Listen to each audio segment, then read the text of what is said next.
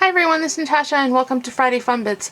I was hoping to do a full-fledged project today. Unfortunately, my work schedule did not permit that, but I do have something to share with you for those of you who keep diaries or executive planners or file effects or day planners, whatever it might be.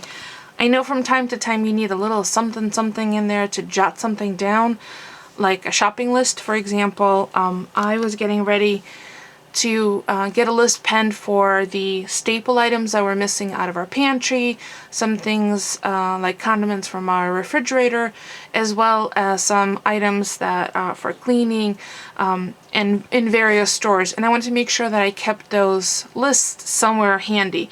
Now I have a notepad on my desk, like I know many of you do, and I thought, I'll just jot them down. But that means I'd have to rip this piece out and take it with me, and I don't know about you, but loose pieces of paper have a tendency to get lost, misplaced, you name it. So because I use this Metropole Filofax as my wallet, that's why I have the wristlet on it, I decided that I'm just going to make my own little shopping list. Without having to print anything, it could not be any easier. So I don't know if any of you have seen, but there are index cards that are half the size. So the lines run this way, and you can put the holes on this side. Because I thought, well, I could always turn it and punch it this way, but then the lines are this way. It means I have to turn my Filofax. It just wasn't really convenient. So I had been drilling over the half-size index cards for some time, I admit it. And then I thought, well, how silly are you that you already have index cards in the house and all you need to do is trim them down. So that's exactly what I did. I took these large 4x6s, and I think I bought these on sale for 50 cents for 100 of them, and I believe on Amazon the last one I saw that were the half size for the half of 4x6, the 4x3s were $4. I mean, really silly. I could have 200 4x3s for 50 cents because I have everything I need already here. So that's exactly what I did. I just cut them down the center with my trimmer. If you have a guillotine, it's even better. You can line everything up. You can do like, I don't know, 5 or 10 at a time.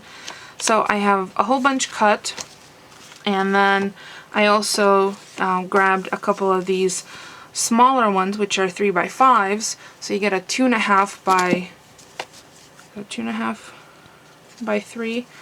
So really cute, like if you need a little something, or just jot a note down.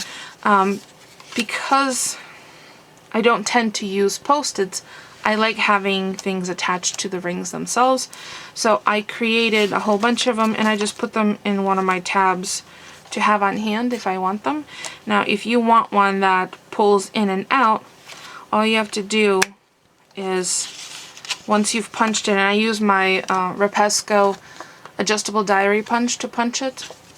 Really, really easy.